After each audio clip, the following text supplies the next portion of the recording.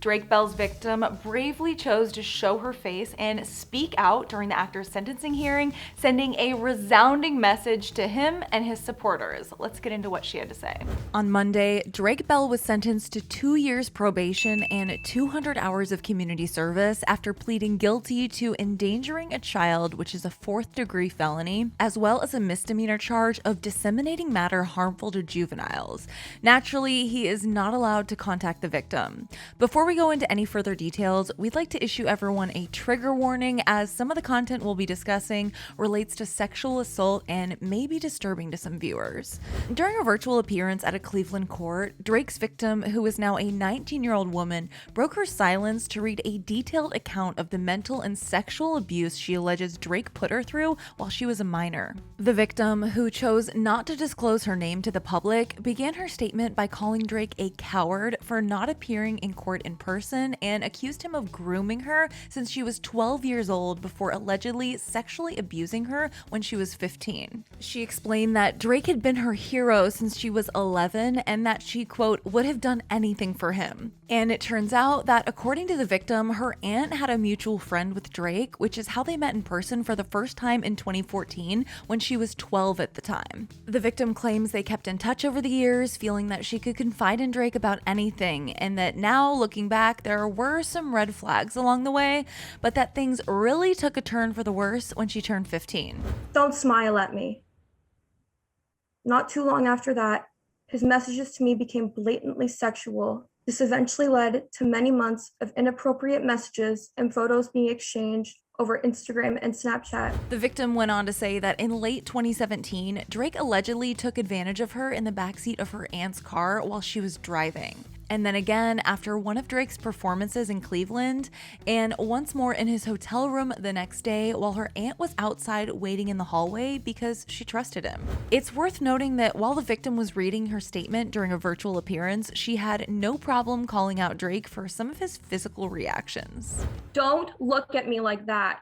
She then alleged that Drake's wife, Janet Von Schmeling, actually found out about their inappropriate conversations. In January of 2018, I was engaging in an inappropriate conversation with who I thought was the defendant until I received a message back from the defendant's account claiming to be Janet. That was the first interaction I ever had with her. She continued on, claiming to have confronted Drake in September 2018, weeks before filing a report with the authorities, and that, according to her, he ignored her at first, only to later apologize for, quote, breaking her heart, and she holds that he deleted those messages quickly after sending them. The victim then said to have also confronted Janet, who allegedly told her she didn't know anything about Drake's quote-unquote crimes. The victim recounted, "She denied speaking with me in January of 2018 and claimed that wasn't her. She told me that none of this was my fault and apologized to me.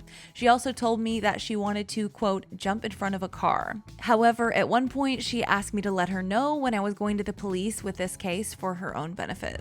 The victim claims that Drake caused her indescribable pain that only worsens every day, and that her parents have spent more than $7,000 in therapy to help her cope with the purported situation. She noted that she frequently experiences panic attacks, nightmares, and that she has serious trust issues when she tries to date guys her age. And also that her relationship with her aunt has deteriorated because she finds it hard to believe that she didn't know what Drake was allegedly doing to her. The victim then concluded her statement with the following impactful message. He is the epitome of evil. I deserved better than to be used for his sick desires and for my suffering to be used for his amusement. Jared Drake Bell is a pedophile, and that is his legacy. As for Drake, he had the following brief statement in answer to all of his victims' accusations. I accept this plea because my conduct was wrong. I'm sorry that the victim was harmed in any way, but that was obviously not my intention. I have taken this matter very, very seriously. And again, I just want to apologize to her and anyone else who may have been affected by my actions. It's worth mentioning that Drake's legal representatives deny that the actor ever sent her photos of his genitals, and according to them, there is no evidence of that. Likewise, they stress that Drake's plea was never about any type of sexual misconduct or sexual relations with the victim, and that the proof of that is that Drake did not have to register as a sex offender. Drake's sentencing comes just days after he revealed to the world in Spanish that he's been married for 3 years and that he even has a son. In mid-June, Drake was photographed photographed at Disneyland, allowing himself to be seen in public for the first time with his wife, Janet von Schmeling, who works in PR, with their months-old son. We'll be sure to keep you updated with any new developments regarding the case.